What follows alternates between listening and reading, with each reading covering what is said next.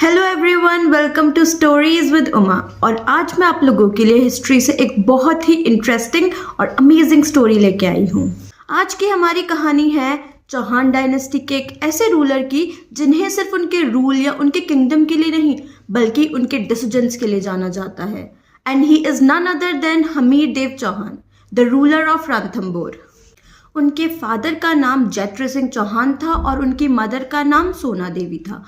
उनका ruling period 1283 से 1301 तक का था और उनके रूलिंग पीरियड के टाइम पर रणथंबोर एक बहुत ही स्ट्रॉन्ग मिलिट्री पॉइंट था।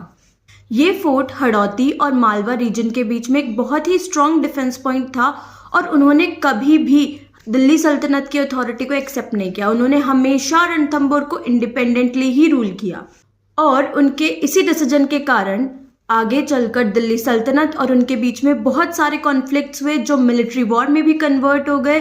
बट फिर भी he never gave up and he always ruled independently. Ranthambore इतना इम्पोर्टेंट क्यों था और क्यों दिल्ली सल्तनत उसे छोड़कर आगे नहीं बढ़ गई, बाकी के रीजन्स को नहीं कंट्रोल किया, जानने के लिए stay tune for part 2। Thanks for watching and till then follow my page, subscribe my channel. Thank you. Alauddin के एक्सपेंशन प्लान में रणथंबोर एक प्रॉब्लम था। Hello everyone, welcome to part 2 of our story about the ruler of Ranthambore, Hammir Dev ji Chauhan. Alauddin Khilji जो 1296 में दिल्ली का सुल्तान बना, वो अपने एम्पायर को एक्सपैंड करना चाहता था और रणथंबोर जैसे एक स्ट्रॉन्ग फोर्ट का इंडिपेंडेंट रहना दिल्ली सल्तनत को एक्सेप्टेबल नहीं था।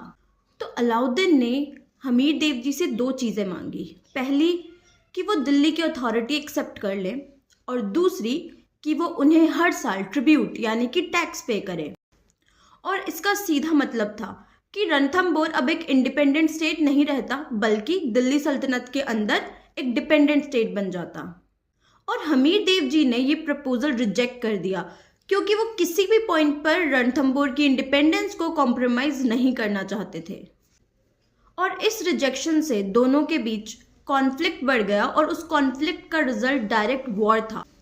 So what do you think, क्या इस कॉन्फ्लिक्ट को अवॉइड किया जा सकता था? Tell me in the comment section and if you want to know the complete story stay tune for part 3। Thanks for watching, till then follow my page. Thank you.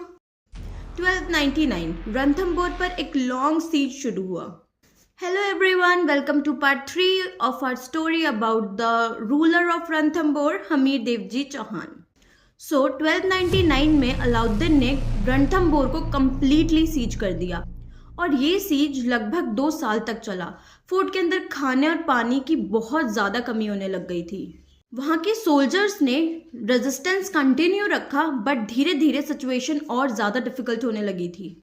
और इसी सब के बीच में कुछ लोकल चीफ्स ने हमीर देव जी को धोखा दिया और फोर्ट के कुछ वीक पॉइंट्स के बारे में अलाउद्दीन को बता दिया और एक पॉइंट के बाद में फोर्ट को होल्ड कर पाना इम्पॉसिबल हो गया था। इसके बाद युद्ध निश्चित था। सो यू टेल मी, इस सीज के अंदर बिट्रेयल कितना इम्पोर्टेंट पार्ट था? And stay tune for part 4 of our story. Thanks for watching and till then follow my page. Thank you. 1301 ईस्वी, रणथंबोर का फाइनल चैप्टर।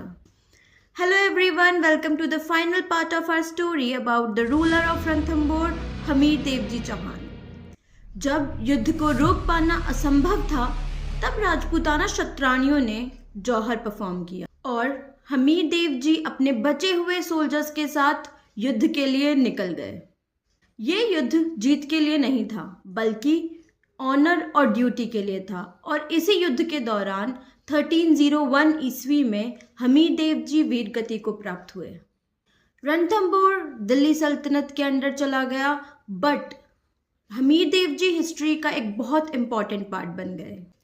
हर एक जंग जीतना ज़रूरी नहीं है पर ज़रूरी ये है कि आप हमेशा सही रीज़न के लिए खड़े हैं, that you stand by the right reason, that is what is important.